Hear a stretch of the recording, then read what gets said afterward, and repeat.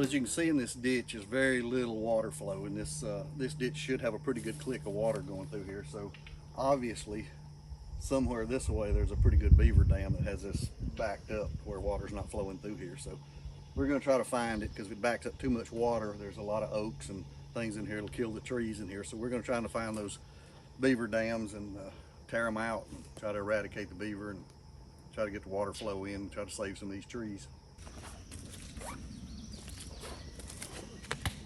Well, we're here.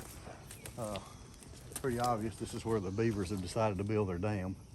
There's all kinds of water held back behind it, and you know, it's dry here, so this has got to come out. This has got to come out. Let this water out of here and try to keep it from killing these trees in here. So it's a pretty good job ahead of us. So not only is pretty good beaver dams here, but we also got their address right here. So their beaver hut is right here, their den where they're staying. Hopefully we can get a few traps in there and get those out of there. But if you don't, they'll build this back tonight. Whatever we tear out today, they'll work on it tonight, build it back there. Some really good engineers. They do a really good job of building these dams.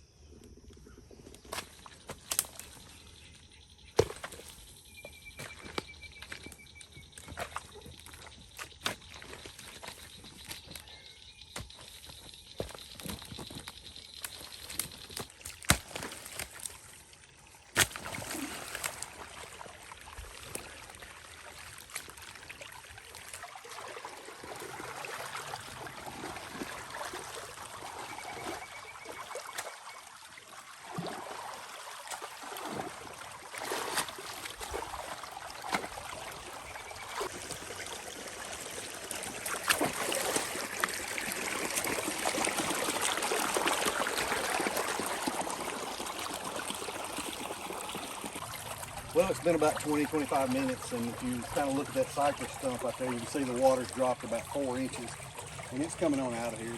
It'll drain this whole thing tonight. We've cleaned it out in 2 places and destroyed this dam pretty good, so it'll get the water out of here, and hopefully it'll keep the water off there, and the beavers don't like it when there's not water. Maybe they'll get out of here. So we hadn't talked about the hazards of being out here. We come out here and rake these beaver dams out and tear them out, and it's in the summertime between 80 and 90 degrees. West Tennessee has a pretty good population of cottonmouths, and we run into them fairly often, as we are doing right now. There's a pretty good one right here in the creek.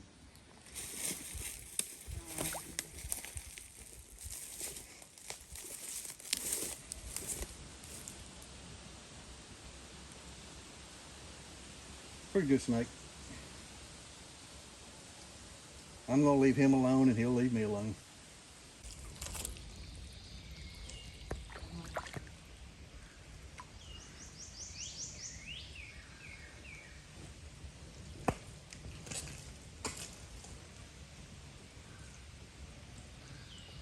So this is a good example of their ingenuity. We're probably talking about a 30-foot dam across this. It's, a small stream of water. It would be a small stream of water holding back, acres and acres of water, because the land is so flat here in West Tennessee. So these beavers will come in and start out with a layer of mud, and they'll take these sticks and they'll lay the small end toward the water and let the big end go out, and another layer of mud, another layer of sticks, and they cut these sticks and bring them in, individually, and they have a plan for each one of them, and it really, engineers couldn't have planned this any better to hold back water. There's not any water leaking out of it or over it. It's holding it back completely. They just do a good job of doing this, and they're better building it than we are of tearing them out.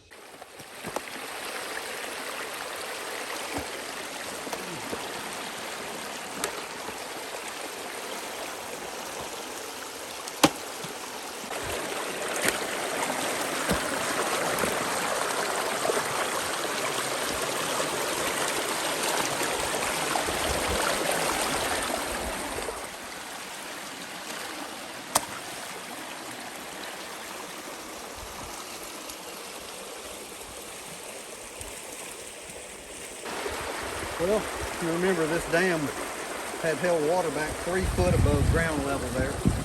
We've broken this dam loose, probably a 3 or 4 foot breach, all the way down to ground level. So all this water is holding back tonight ought to drain off and ought to get rid of some of this water that's holding back. So maybe we'll get rid of some beavers in this area too.